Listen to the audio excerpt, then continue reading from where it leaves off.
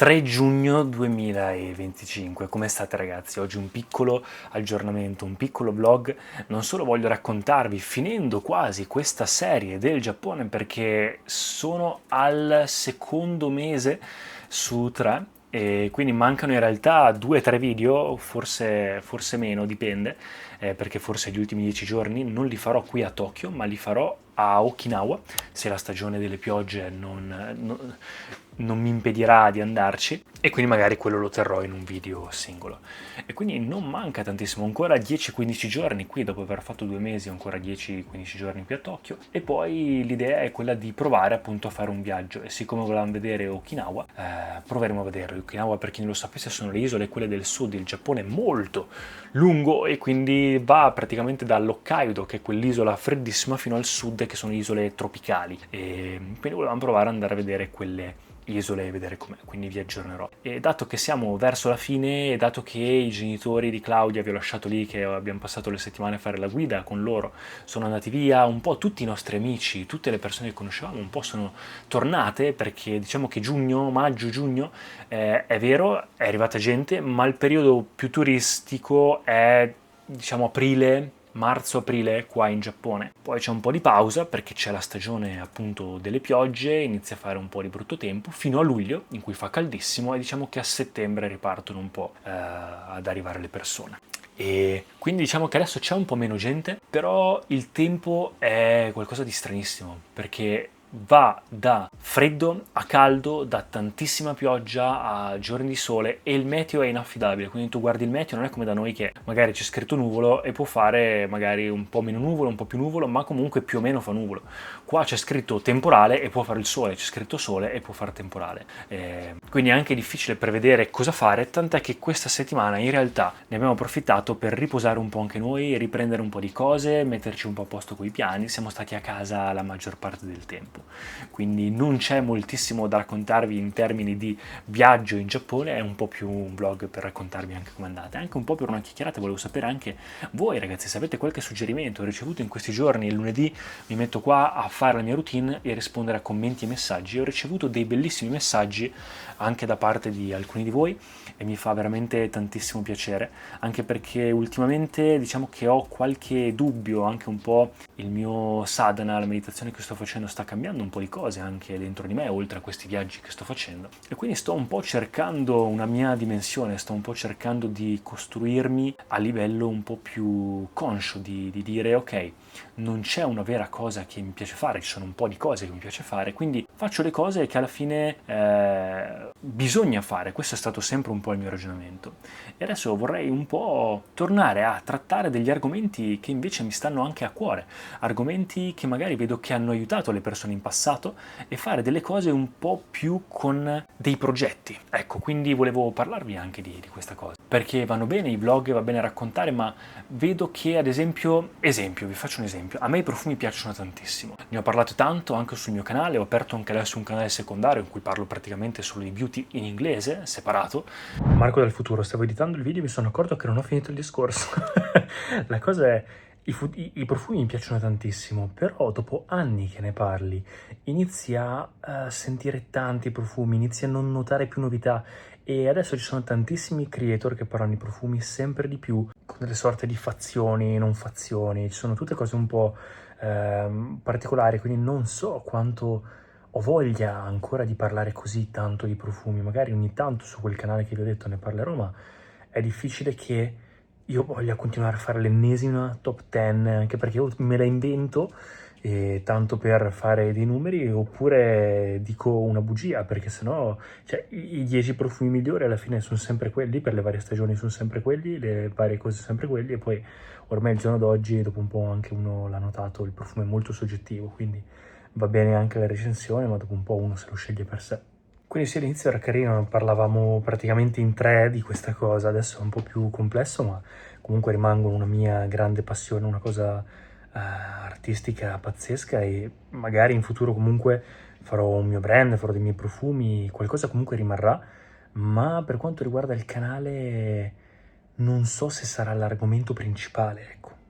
e ho aperto anche un canale in cui parlo invece di crescita interiore, separato in inglese. Questo canale è rimasto un po' in italiano per raccontare, un po' documentare il mio percorso, e all'inizio il canale era partito un po' sull'ambito fitness. Io ero un ex atleta, facevo nuoto e avevo iniziato a documentare il mio percorso di fitness. Poi ho visto che del fitness non sapevo cosa dire, e allora ho iniziato a parlare un po' più di viaggi, iniziavo a voler fare l'attore, recitazione, facevo il modello, e quindi ho iniziato a raccontare un po' questa cosa e le persone iniziavano a chiedermi di questa cosa. E quando ho visto che alcuni ragazzi iniziavano a essere motivati da quello che facevo io, ispirati da quello che facevo, ho detto: anche se questi video vengono visti da una persona, comunque mi fa piacere. Poi purtroppo il fatto di aver cambiato lingua più volte, il fatto di non sapere esattamente quale format fare, eccetera, ha fatto in modo tale di crescere con alcuni video, con altri perdere follower, eccetera, e mi sono un po' bloccato. E quindi vorrei tornare ad avere un po' più una forma.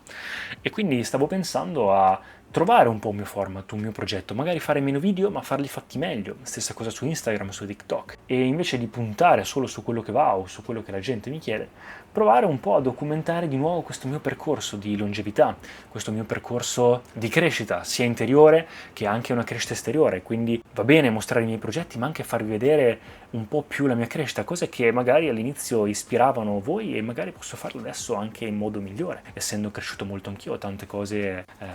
da poter condividere, quindi magari può far piacere, e fatemi sapere se è una cosa che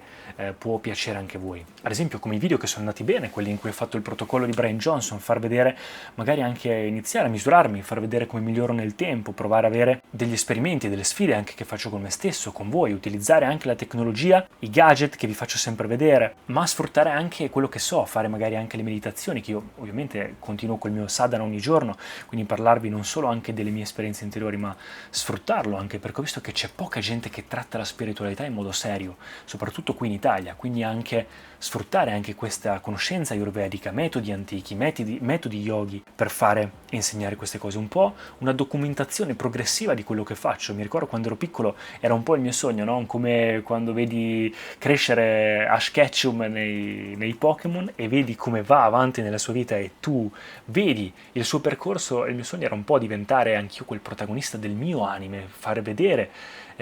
quello che faccio, migliorare anch'io, e magari anche se di ispirazione a una persona a me fa piacere, quindi comunque far vedere anche i miei allenamenti, tornare un po' a parlare del mio metodo, respirazione, salute mentale, tutti questi argomenti che comunque sono cose di cui avrei veramente tanto da dire, quindi più focus, un po' più qualità, un po' più di autenticità, magari qualche live in più. Avevo intenzione anche di iniziare magari a scrivere un piccolo libricino, insomma ho qualche idea in mente, quindi fatemi sapere se può piacervi. E tra l'altro quando torno in Italia mi piacerebbe anche provare di nuovo un'arte marziale, forse karate, forse tornare col bastone, fare cose anche che mi diverte fare, quindi uno sport. Sono sempre stato uno sportivo e ho lasciato il mondo sportivo un po' da parte. Ho iniziato ad allenarmi l'anno scorso, ma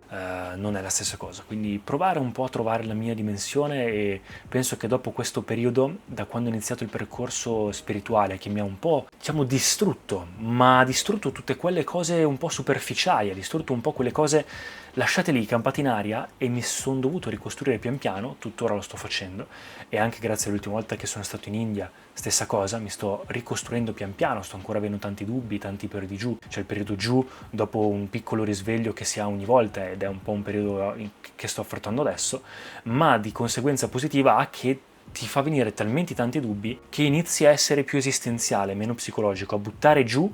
quelle idee, quel continuo pensiero di cosa fare, cosa non fare, questi dubbi, e semplicemente a prendere la vita con più leggerezza e più presenza. Quindi magari iniziare a vedere i risultati, e sto iniziando finalmente a non più vedere la vita come qualcosa di finito, come tempo fa che ero veramente giù e demotivato perché dicevo cavoli, sono qua e ho fatto un po' le mie cose, i miei percorsi e sono finito, ormai sto invecchiando, sto facendo questo. E invece adesso, riprendendo un po' il tutto, dicendo non c'è niente di finito, ogni persona può riprendere la propria vita in mano quando vuole, può iniziare da zero qualsiasi cosa, e a 28 anni in realtà ho tutta la vita davanti, quindi prendere le cose con un po' più di leggerezza. E quindi in realtà in Giappone come sta andando? Non ho moltissimo da raccontarvi perché abbiamo fatto soprattutto, come detto, siamo stati a casa, tanta spesa, tanta palestra, tanto lavoro. Era anche fine del mese e io tra un mese e l'altro, il primo del mese, faccio sempre questa mia routine mensile in cui mando le fatture, metto metto a posto alcune cose, mi sistemo, rispondo a delle mie domande di introspezione, faccio un po' di cose, quindi mi sono dedicato anche a quello,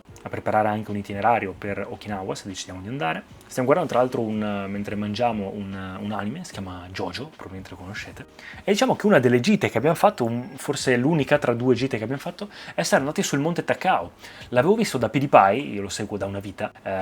in un vlog che aveva fatto, che adesso anche lui abita a Tokyo da un paio d'anni, da un annetto e qualcosa, e avevano fatto questa gita fuori porta di un'ora sul monte Takao, e quando l'ho visto ho detto voglio andarci anch'io quando vado a Tokyo. È un'oretta da Tokyo e vai completamente nel verde, c'è questo trekking da fare, non me l'aspettavo più leggero, puoi scegliere vari percorsi e sei proprio nel verde, col ponte tibetano, gli alberi, sali questa montagna in circa 600 metri ed è in realtà molto rilassante ma difficile, e quando arrivi su col bel tempo c'è il Monte Fuji, la vista del Monte Fuji, e per fortuna l'abbiamo vista. E poi ho mangiato in un ramen super tipico che c'era lì, e quindi bellissimo. Anche quello visto su TikTok, ormai tutte le cose. Ho visto l'altro giorno un podcast, non so se conoscete Giacomo di Aldo Giovanni e Giacomo, e ha fatto il suo podcast, il Poret Podcast o qualcosa del genere, e vedere interviste con Dario Moccia o comunque con Paolo Bonolis, mi sono guardato queste due, è molto interessante, vedi un po' la lore italiana, cosa che mi sono lasciato un po' indietro perché sono cresciuto mentre invece di guardare televisione ero a nuotare, facevo nuoto tutti i giorni, ed è anche interessante vedere queste cose. E parlavano appunto di TikTok, dell'uso del telefono in questo periodo, di quanto stiamo usando il telefono, e magari è una cosa di cui posso parlare anche in video futuri, questo abuso di usare il telefono invece di quanto può essere utile la tecnologia utilizzata nel modo corretto.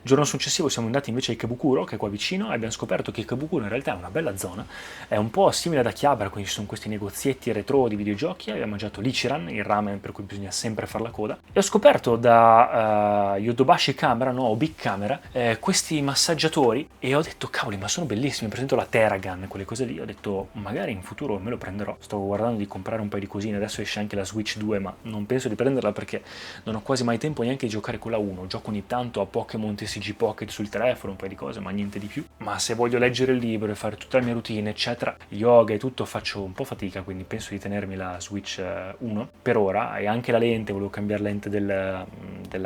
videocamera, ma poi diventa una droga, non bisogna entrare in questa cosa di acquisti compulsivi, pensi che siano quello a migliorarti i video, eccetera, in realtà alla fine anche i video fatti col telefono vanno forse meglio spesso, quindi la uso un po' per comunità, soprattutto per questi video YouTube, e ho questa nuova lente che vi ho fatto vedere, puoi zoomare, dezoomare, quindi è particolare e mi piace, solo che con la luce, con poca luce non va tanto bene perché è un'apertura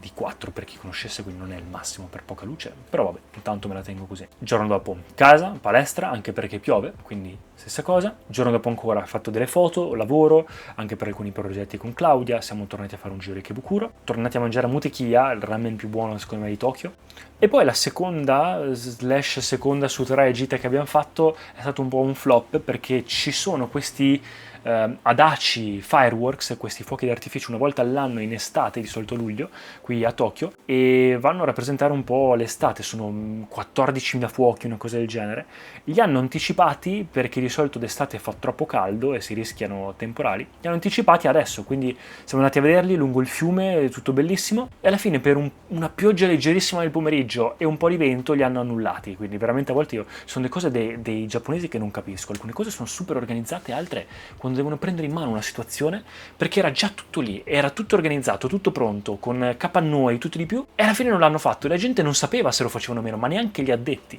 quindi veramente alcune cose mi stupiscono dei giapponesi, che a volte proprio per piccolezze, per cavolate, anche se è tutto organizzato, rischi di non fare qualcosa perché è chiuso per qualche motivo e non lo fai, e non si sa, a volte tipo, ad esempio, vai in un posto che vuoi vederlo tutto da una vita, ci vai, e fatalità, quel giorno del mese è chiuso, ma non c'è un motivo. Oppure quel giorno della settimana, il martedì è chiuso, oppure fatalità chiude tipo alle 3 di pomeriggio, o è aperto in orari stranissimi. Sono cose veramente assurde. Oppure magari chiude alle 5, ma dalle 3 e mezza non ti fanno più entrare perché c'è la coda o per vari motivi loro. Quindi magari arrivi alle 4 e tanto dici chiude alle 5 e non ti fanno entrare. Quindi ci sono a volte delle cose particolari. Però lì c'era lo Skytree, la mia zona preferita di Tokyo, con centri commerciali tutti, quindi siamo andati in quella zona a vedere un po' di cose e a mangiare.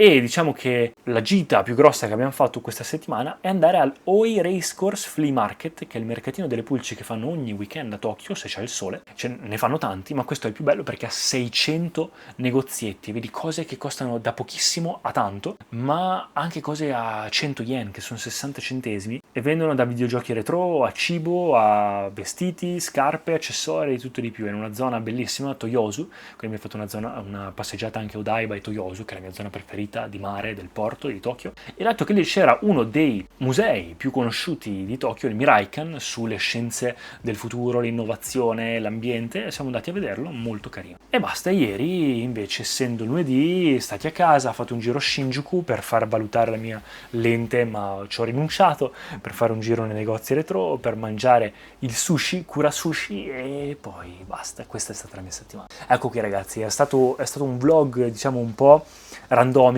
prendendo topic un po' a caso, ma ci tenevo un po' a raccontarvi come sta andando. Fatemi sapere se questa cosa vi può piacere, i nuovi progetti, i nuovi piani, e ci vediamo al prossimo video. Ciao ragazzi!